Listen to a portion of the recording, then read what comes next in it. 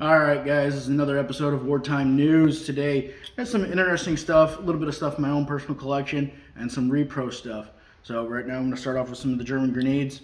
Right now, this is a U.S. grenade. This is a Repro 1, recently painted. I'm going to unscrew it here and show you. So hole drilled in the bottom of it. This is demilled. It won't blow up in my hands. I can chuck this down the street and it's not going to go off. Probably hurt somebody if I throw it at them, but I'm not going to do that. You can buy pins. Once you pull the pins, you can still have this spool split off. The U.S. grenades were about, I think, 4 to 6 seconds for the fuse. Once you pull this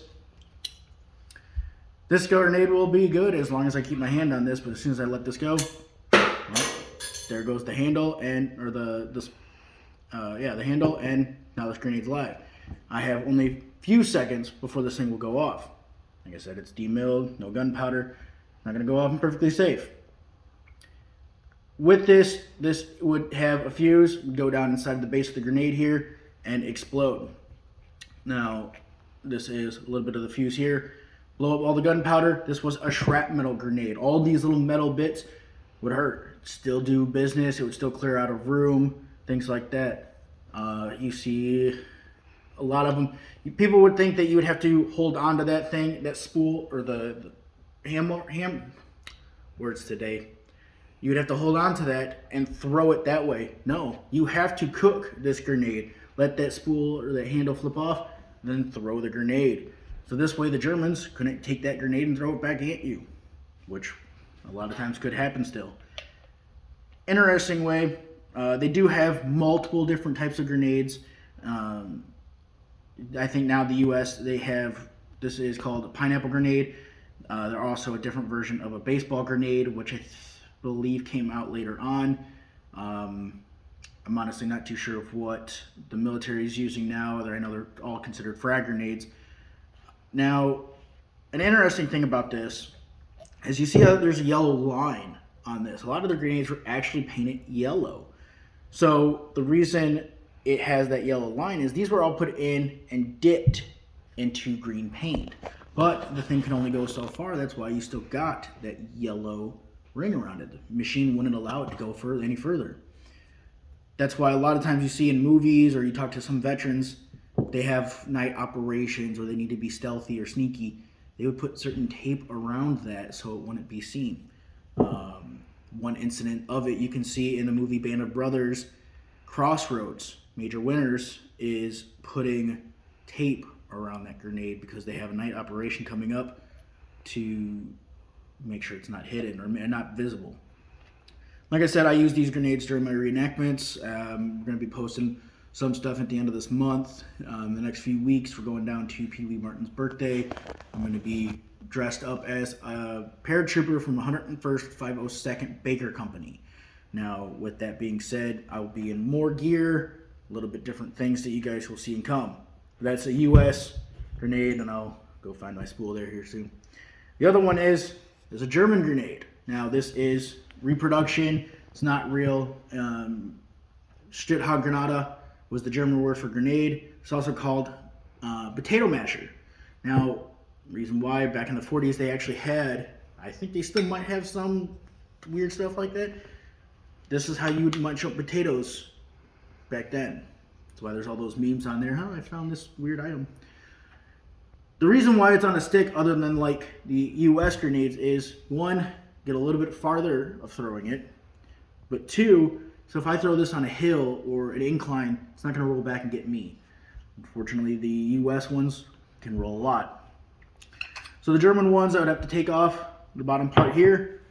And there's a little porcelain or wood ball, and I'd have to pull that to start the fuse and go. Now this wasn't, it was more of a concussion grenade rather than fragmentation like this one is.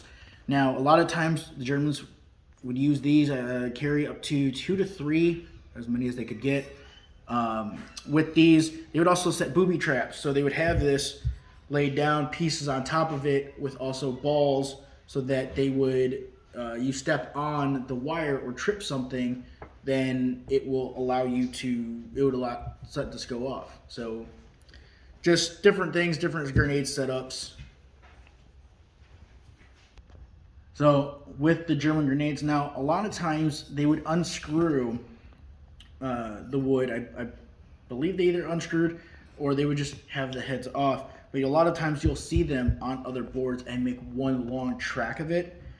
By doing that, it was helps to knock the tracks off of tanks. Sometimes they would have multiple ones together to try to create a bigger explosion. So that's an interesting thing. And like I said, there's multiple different types of grenades, different types of setups. When I get more into the depth of the M1 Garand, we'll start talking about more about different grenades and different accessories that you can have with different projectiles and things like that. So I'm gonna go into the next option, or the next object of my personal collection. This is either an artillery or tank piece.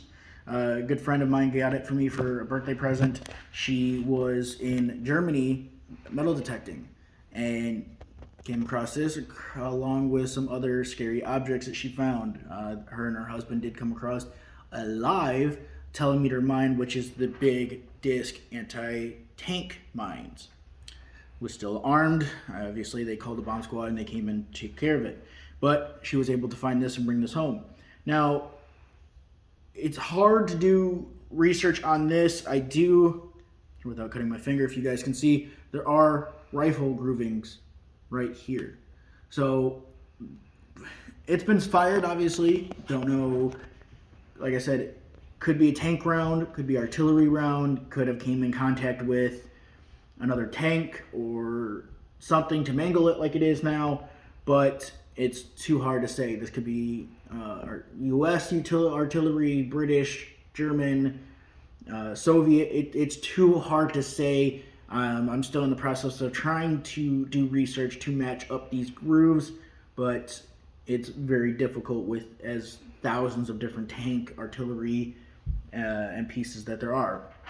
Now, the other thing that I'm going to show you folks is something that's a little bit a lot sentimental to me, due to this actually involves my grandfather.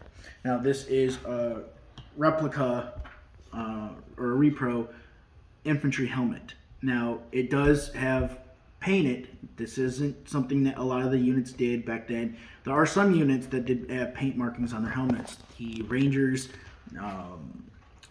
some of the paratroopers have like the diamond, or like you'll see in my uniform, I have a heart shaped on my side of the helmet.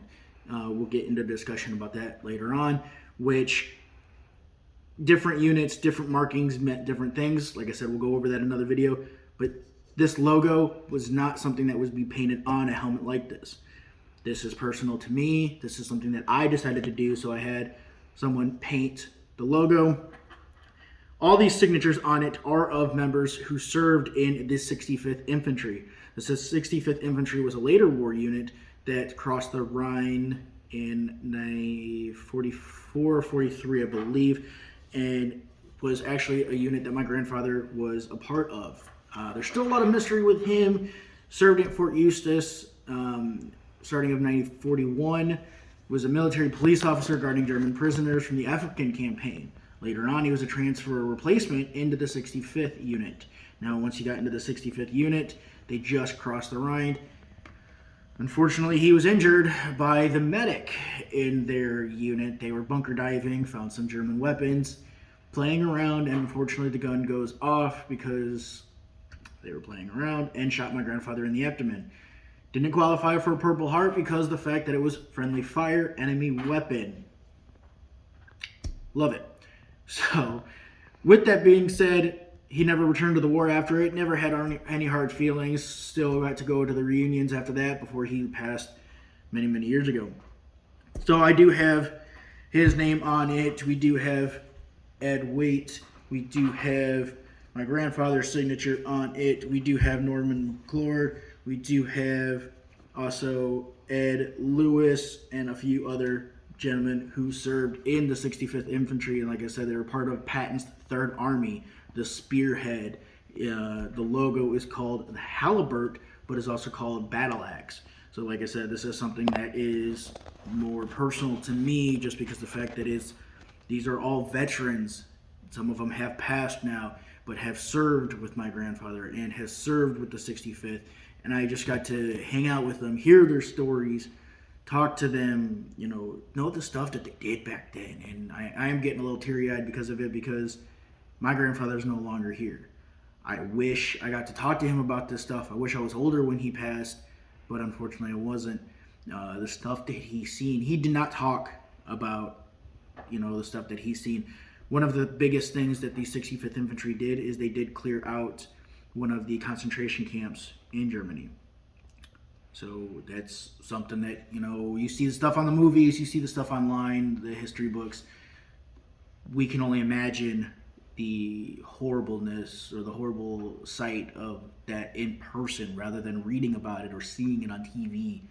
So it hits a little really close to home. But we still go to the reunions. That may be something that I film over time. I'm not sure yet, but that is the Battle X. And like I said, this is something that personal more to me, and that's how they would look. Things that I love about the reenactment is the fact that how the helmets feel, the sounds you hear. We'll talk more about over time different things that they use these pots for: cooking, bathing, shaving. We'll do a lot more displays and stuff like that with other helmets that I have. This one's too personal for me, and I wouldn't let this get ruined. But it's going to be it for now. Expect more videos coming for Pee Wee Martin's birthday. We're going to have a lot of interesting things. Kind of have some stuff posted already about it. Some of the planes, people jump in. Got a lot more stuff. Mind you, he did serve with the 101st, and guess what?